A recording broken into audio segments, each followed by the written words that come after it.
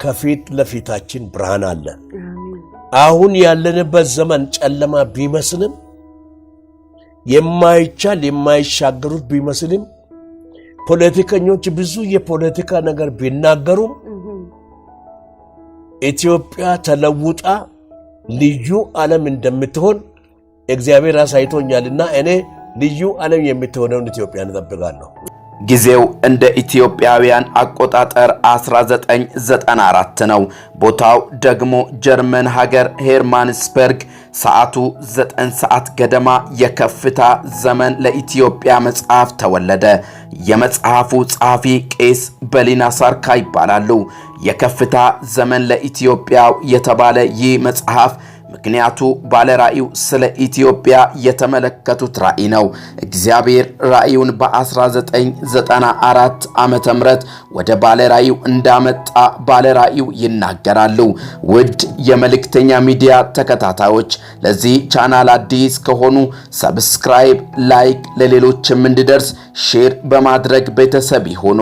የራእዩ ተቀባይ ቄስ በሊና ሳርካ ለኢትዮጵያ እግዚአብሔር እንዲህ ይላል በማለት በጻፉት የከፍታ ዘመን ለኢትዮጵያ መጽሐፋቸው ስለ ኢትዮጵያ ኢኮኖሚ፣ ስለ እርሻ፣ ስለ ማዕድናት፣ ስለ ኢንዱስትሪ፣ ስለ ኃይል አቅርቦት፣ ስለ ንግድ እንቅስቃሴ፣ ስለ ትራንስፖርትና ስለ ሌሎችም ተዛማጅ ጉዳዮች በጥልቀት አንስተዋል። በዚህ መጽሐፍ የተጻፉት ትንቢቶች በአብዛኛው የተፈጸሙ ሲሆኑ ሌሎች ደግሞ በመፈጸም ላይ ይገኛሉ። ከተፈጸሙትና በመፈጸምም ላይ ካሉት ትንቢቶች መካከል አንዱ የኢትዮጵያ አየር መንገድ እንቅስቃሴ ነው። የኢትዮጵያ ጠቅላይ ሚኒስትር ዶክተር አብይ አህመድ ይፋ ያደረጉት በአፍሪካ ትልቁ አውሮፕላን ማረፊያ ለግንባታ 10 ቢሊዮን ዶላር ወጪ እንደሚደረግ ተናግረዋል። የቢሾፍቱ ዓለም አቀፍ አውሮፕላን ማረፊያ የግንባታው የመጀመሪያው ምዕራፍ ሲጠናቀቅ 60 ሚሊዮን መንገደኞችን ያስተናግዳል። ይህ ማለት አሁን ካለው ቦሌ አየር ማረፊያ 3 እጥፍ ይበልጣል። ታዲያ አስደናቂው ነገር አስቀድሞ በቄስ በሊና ሳርካ የከፍታ ዘመን ለኢትዮጵያ መጽሐፋቸው በትንቢት መነገሩ ነው።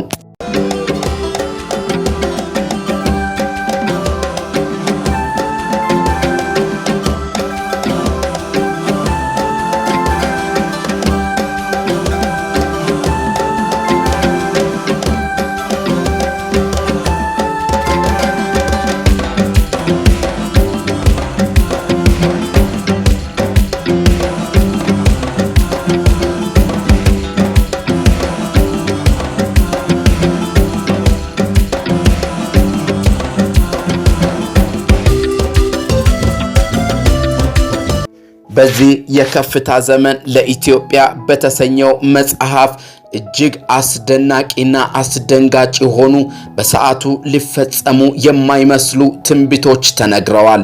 እያንዳንዳቸው ተራ በተራ ግን ሲፈጸሙ አይተናል። የከፍታ ዘመን ለኢትዮጵያ በተሰኘው በዚሁ መጽሐፍ ገጽ 64 ላይ ስለ ኢትዮጵያ አየር መንገድ በግልጽ አስቀምጠዋል። እንዲህም ስሉ አስፍረዋል።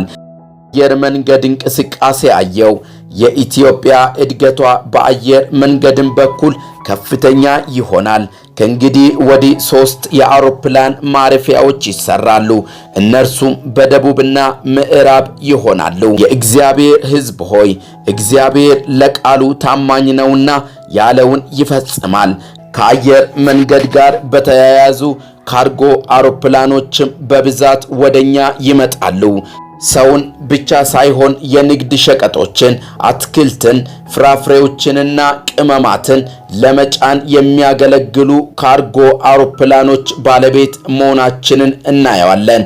መላው ኢትዮጵያ የምትሻሻል ቢሆንም ደቡብና ምዕራብ ኢትዮጵያ በተለየ ሁኔታ አትክሮት የሚደረግባቸው እንደሆነም ተረዳው። አውሮፕላኖቹም ወደ እነዚህ ስፍራዎች ያተኮሩ ይሆናሉ። ለኢንቨስተሮችና ለቱሪስቶች ብቻ ሳይሆን ለነጋዴዎች እንቅስቃሴ ፍጥነትን የሚጨምሩ ይሆናሉ። በተጨማሪም ኢትዮጵያ ኤርባስ የተባሉትን ማጓጓዣዎች ወደ አፍሪካ ለማምጣት ትቀድማለች። ምክንያቱም በሁሉም አቅጣጫ እንቅስቃሴዋ የበረታ ይሆናል። ኢትዮጵያ ያነ እንደ ጨው ማጣፈጫ ትሆናለች።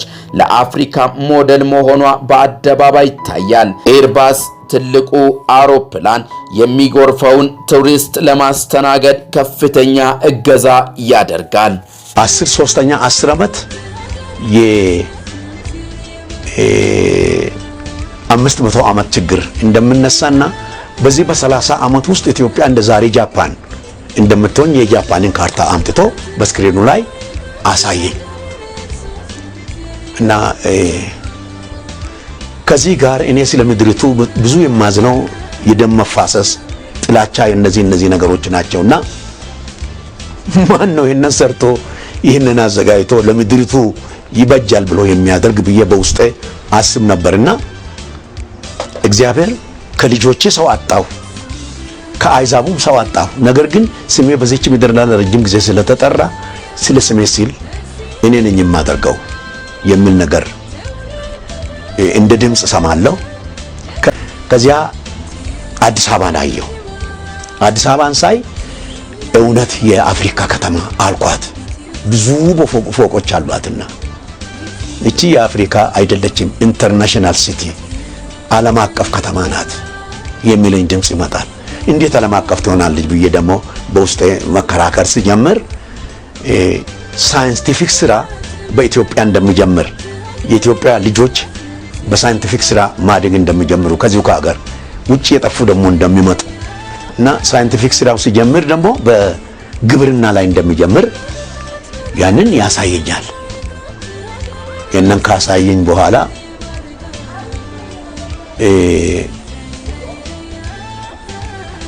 በከተማው የአዲስ አበባ ከተማ ይህ ዚባዚን ከቆሻሻው ቤት ከውስጡ ይወጣና ፎቆች ብቻ በብዛት የሚታዩበት ከተማ ይሆናል። ይሄ የውስጡ ቆሻሻ ተጠርጎ ያልቃል። እውነተኛ አዲስ አበባ ይሆናል። ይህንን ነው እንግዲህ ያየሁት። አጣው ከአይዛቡም ሰው አጣው። ነገር ግን ስሜ በዚች ምድር ላይ ለረጅም ጊዜ ስለተጠራ ስለ ስሜ ሲል እኔ ነኝ የማደርገው የሚል ነገር እንደ ድምጽ ሰማለሁ። ከዚያ ከድምጹ በኋላ ምድሪቱ የሐዘን ልብስ ለብሳለች። በሙሉ የድሮ ባርኖስ የሚመስል የሐዘን ካባ ለብሳለችና ያ ደግሞ ውስጤን አስጨነቀ። ይሄ ደግሞ ምንድነው ብዬ አሰብኩ። 4 ሰዎች ከ4 ኮርነር ትልልቅ መቀስ ይዘው ወጡ። እነዚህ መቀሶች ይመጡና በሰንተሩ በመሃከሉ ላይ ይገናኛሉ። ከተገናኙ በኋላ ጫፏን ይዘው እንዲህ ሲተቀልሉ ተጠቅልሎ ከምድሩ ይሄዳል እና ከምድሩ ተጠቅልሎ በሚሄድበት ጊዜ ይሄ ደግሞ ምንድነው ላለው የኢትዮጵያ አበሳ፣ የደም የመከራ ዘመኗ ሁሉ አበቃ የሚል ድምጽ በውስጤ ሰማለሁ። አንድ አዲስ መንገድ ደግሞ ከዝዋይ ጀምሮ ወደ ባሌ ትሬስ ያደርጋል። ትክክለኛ መንገድ አይደለም። ከዝዋይ ጀምሮ እስከ ኬንያ ሩዶልፍ ድረስ ሲወጣ ያሳየኛል። በሐይቁ በጀልባ ይሄዳሉ፣ በደረቁ በመኪና ይሄዳሉና ይሄ ትልቅ የንግድ እንቅስቃሴና ኢንተርናሽናል ቱሪዝም ሮድ የሚል ነገር የሚል ስም አለው እና የኢትዮጵያም በዚህ መንገድ ላይ ያሉ ቱሪስት መስህቦች ኢንተርናሽናል ይሆናሉ፣ የኢትዮጵያም ማለት ነው እና የውጪ እንስሳትና አውሬዎች ወደ ኢትዮጵያ ይገባሉ። ከዚህም ወደ ሌላ እየሄዱ ይባዙና ሰዎች ለጉብኝት ሰዎችን እንደሚረዳ በሐይቆቹ ላይ ፈረንጆቹ አሳ ሲያሰግሩ ሲጫወቱ ሰዎቹም ሲዋኙ ያን ነገር ነው ሳይ የነበርኩትና ኬንያና ታንዛኒያ በንግድ ከኢትዮጵያ ጋር በብዛት እንደምትገናኝና ወደ ሳውዝ አፍሪካ የሚሄዱ ነገሮች ከዚያ እንደሚሆኑ ያሳየኛል። ከዚያ አዲስ አበባን አየሁ። አዲስ አበባን ሳይ እውነት የአፍሪካ ከተማ አልኳት። ብዙ ፎቆች አሏትና እቺ የአፍሪካ አይደለችም፣ ኢንተርናሽናል ሲቲ ዓለም አቀፍ ከተማ ናት የሚለኝ ድምጽ ይመጣል። እንዴት ዓለም አቀፍ ትሆናለች ብዬ ደግሞ በውስጤ መከራከር ሲጀምር ሳይንቲፊክ ስራ በኢትዮጵያ እንደሚጀምር የኢትዮጵያ ልጆች በሳይንቲፊክ ስራ ማደግ እንደሚጀምሩ ከዚሁ ከሀገር ውጪ የጠፉ ደግሞ እንደሚመጡ እና ሳይንቲፊክ ስራው ሲጀምር ደግሞ በግብርና ላይ እንደሚጀምር ያንን ያሳየኛል። ውድ የመልእክተኛ ሚዲያ ተከታታዮች ለዚህ ሚዲያ አዲስ ከሆኑ ሰብስክራይብ፣ ላይክ እንዲሁም ለሌሎች እንዲደርስ ሼር በማድረግ አብራችሁን አገልግሉ።